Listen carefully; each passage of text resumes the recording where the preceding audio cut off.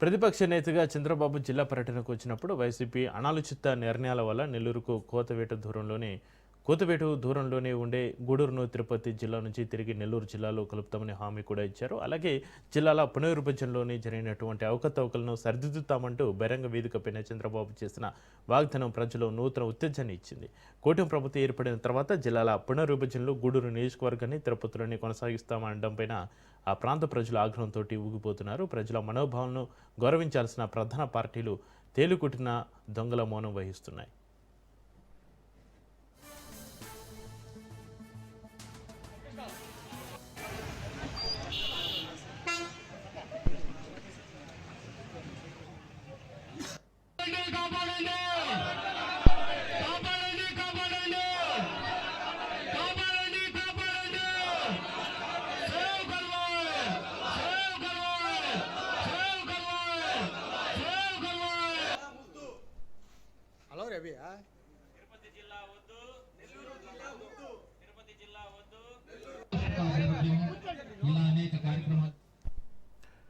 YCP నిర్ణయాల వల్లే గూడూరు తిరుపతిలో చేరడంపైన వైసీపీ మౌనం వహిస్తుండడంతో అధికారంలో ఉన్న టీడీపీ సునీల్ కుమార్ ప్రజల మనోభావాలను ప్రభుత్వానికి వివరించేటువంటి ప్రయత్నం చేస్తున్నారట. ఇక నెల్లూరు జిల్లాలో ఉన్న కందుకూరును తిరిగి ప్రకాశం జిల్లాలో కలిపినంత చొరవ గూడూరు నియోజకవర్గంపై చూపకపోవడంతో ప్రభుత్వ పెద్దల ఆంతర్యం ఏమిటో అర్థం కాడలేదు.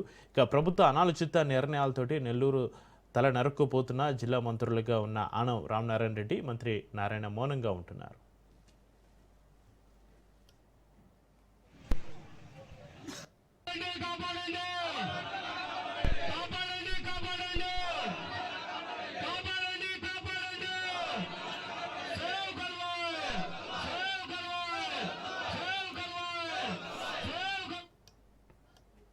ఇక వెంకటగిరి నియోజకవర్గం పరిస్థితి జిల్లాల పునర్విభజన మరోలా ఉంది.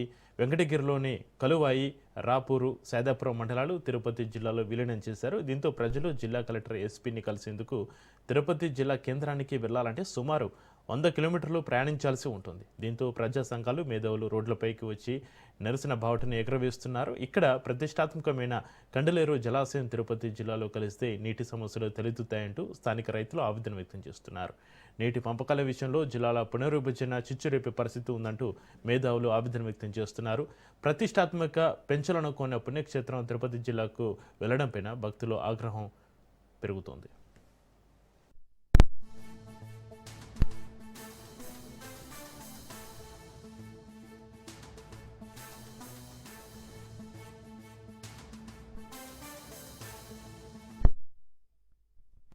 మా గురువు గారు చెన్ను బాలకృష్ణ గారి నాయకత్వంలో పనిచేసాం. ఇక్కడేమంటే ఇప్పుడు జిల్లాల పునర్విభజనలో రాష్ట్రంలో నెల్లూరు జిల్లా విభజించబడిందని స్టేట్మెంట్ ఇచ్చారు. కానీ ఇది చాలా చట్ట వ్యతిరేకంగా దుర్మార్గంగా అనిపిస్తుంది. ఎందుకంటే మాకు నెల్లూరు జిల్లాతో చాలా అనుబంధాలు ఉన్నాయి భౌగోళికంగానే అన్నీ.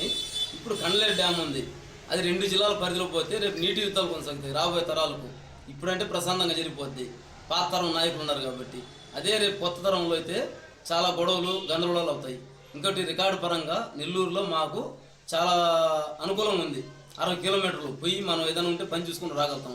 ఏదైనా పని మీద పోతే మా బంధువర్గం ఇళ్లలో ఉండి పని చూసుకుని రాగలుగుతాం. అదే తిరుపతి అయితే అన్ని సమస్యలే మాకు. కలవాయి అయితేమి, రాపూర్ అయితేమి, సైదాపురం అయితే మా తిరుపతి జిల్లాలో కలిపినట్టు ఆర్డర్స్ వచ్చినాయి. కావున మా కలవాయిలో ఒక్క మగవాడు మాదిరిగా కలవాయిలో చేసే ఉద్యమం ఇక్కడ ఈ 3 మండలాలు సాగడం లేదు. ఒకవేళ యువత ఎవరు ఇంట్రెస్ట్ వచ్చి చేస్తూ ఉంటే వాళ్ళపైన అభండాలు వేస్తున్నారు. ఏ ఒక్క రాజకీయ నాయకుడు కూడా ఇక్కడ రావడం లేదు. ఈ వైసీపీ నాయకులు పోయినసారి కలవాయి వాళ్ళు మా పార్టీ అధ్యక్షుడు, వైసీపీ పార్టీ అధ్యక్షుడు కాకాని గోవర్ధన్ రెడ్డి గారికి పోయినారు. ఏమయ్యా మా కలిసికట్టుకు మాకు మద్దతు ఇస్తావా, మద్దతు ఇవ్వని అడిగితే ఆయన సంఘీభావంగా నేను పూర్తి సహకారాలు అందిస్తానని చెప్పి మాట ఇచ్చాడు. అట్లాగనే ఇక్కడ ఉండే వైసీపీ నాయకులు కానీ, టీడీపీ నాయకులు కానీ ఎవరు ఇంతవరకు రాజకీయ పరంగా ఏ నాయకుడు కూడా స్పందించడం లేదు.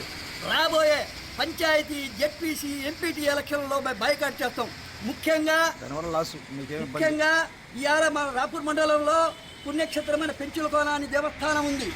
ఆసియా ఖండంలో 2వదిగా ఆనకట్టగా కల్లేరు డ్యామ్ ఉంది. ఖచ్చితంగా వాళ్ళ మనోభావాలు దెబ్బతినకుండా వాళ్ళకి ఏమైతే కోరుకున్నారో ఆ విధంగా చేసేందుకు ప్రయత్నం చేస్తున్నాం. సీఎం దృష్టిలో పెడుతున్నాం. సీఎం దృష్టిలో తీసుకెళ్ళి మరి ఆయన కూడా చెప్పి ఒప్పించి వాళ్ళ మనోభావాలు దెబ్బతినకుండా ప్రయత్నం చేస్తాం.